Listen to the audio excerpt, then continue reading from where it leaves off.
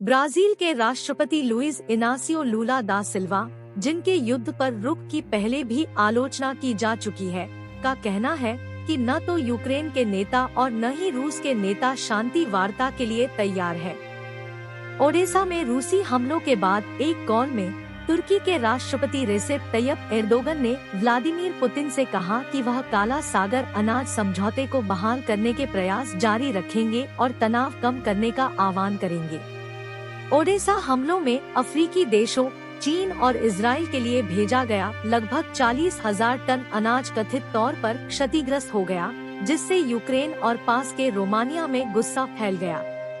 अंतर्राष्ट्रीय विशेषज्ञों ने अपने नवीनतम निष्कर्षों के सारांश में कहा है कि रूस के कब्जे वाले दक्षिणी यूक्रेन में अस्थायी हिरासत केंद्रों में बड़ी संख्या में कैदियों को यातना दी गई और उनका यौन उत्पीड़न किया गया। यूक्रेन के राष्ट्रपति वोलोडिमिर ज़ेलेंस्की ने कहा है कि बंदरगाह के बुनियादी ढांचे पर रूस के हमलों से पता चलता है कि मॉस्को खाद्य बाजारों, कीमतों और आपूर्ति में संकट के साथ वैश्विक तबाही पैदा करने का इरादा रखता है। ज़ेलेंस्की ने बुधवार को अपने रात्रिकालीन वीडियो संबोधन में कहा, रूसी राज्य के लिए यह सिर्फ हमारी स्वतंत्रता और हमारे देश के खिलाफ लड़ाई नहीं है। मॉस्को एक वैश्विक आपदा के लिए लड़ाई लड़ रहा है। अपने पागलपन में वे चाहते हैं कि विश्व खाद्य बाजार ढह जाए, उन्हें मूल्य संकट चाहिए, उन्हें आपूर्ति में व्यवधान चाहिए। रूस की सरकारी स्वामित्व वाली टास समाचार एजेंसी की रिपोर्ट के अनुसार रूस के रक्षा मंत्रालय ने कहा कि उसने केर्च जलभूमध्य में जहाजों और विमानों की आवाजाही पर प्रतिबंध लगा दिया है।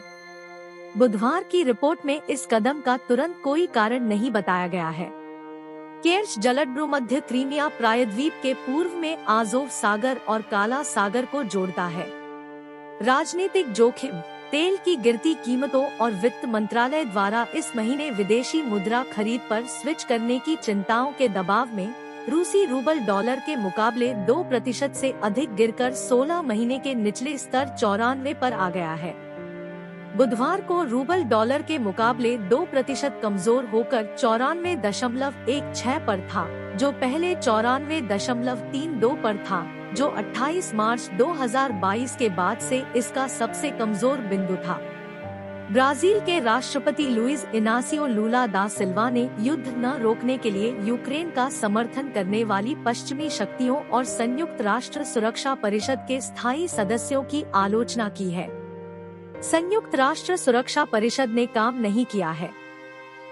संयुक्त राज्य अमेरिका ने इराक, फ्रांस और इंग्लैंड ने लीबिया, अब रूस पर आक्रमण किया और हर किसी के पास वीटो शक्ति है, उन्होंने कहा। लूला ने कहा था कि न तो यूक्रेन के राष्ट्रपति वोलोडिमिर ज़ेलेंस्की और न ही रूसी राष्ट्रपति व्लादिमीर पुतिन शांति वार्ता के लिए तैयार हैं।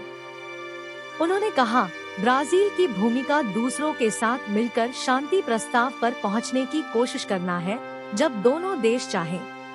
स्थानीय अधिकारियों ने कहा है कि यूक्रेन की सीमा से लगे 2 रूसी क्षेत्रों में स्थानीय मिलिशिया समूहों को यूक्रेनी हमलों से बचने के लिए हथियार उपलब्ध कराए गए थे।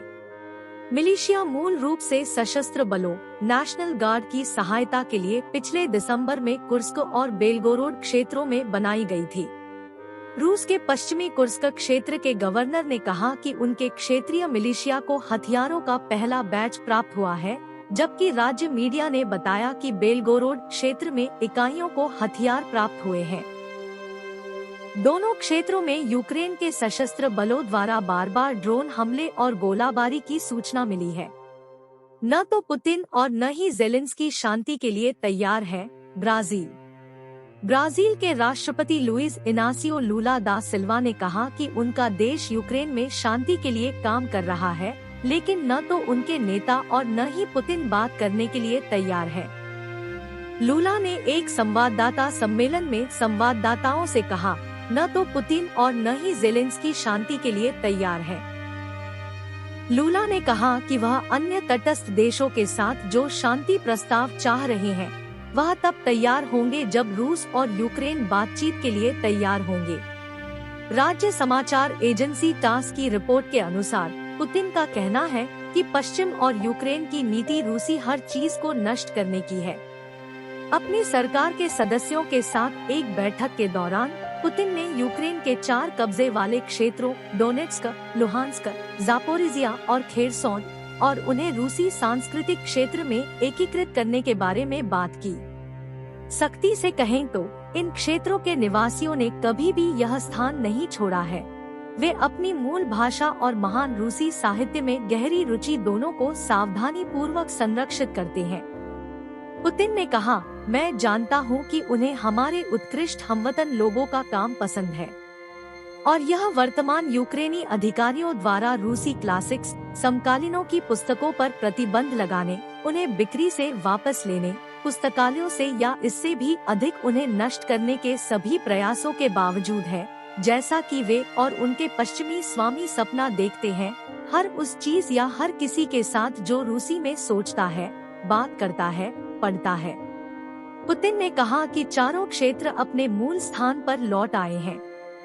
रूसी आरआईए समाचार एजेंसी ने बताया कि इज़्मेल के यूक्रेनी बंदरगाह पर रात भर रूसी हमलों ने विदेशी भाड़े के सैनिकों और सैन्य हार्डवेयर वाले बंदरगाह और अनाज के बुनियादी ढांचे को प्रभावित किया।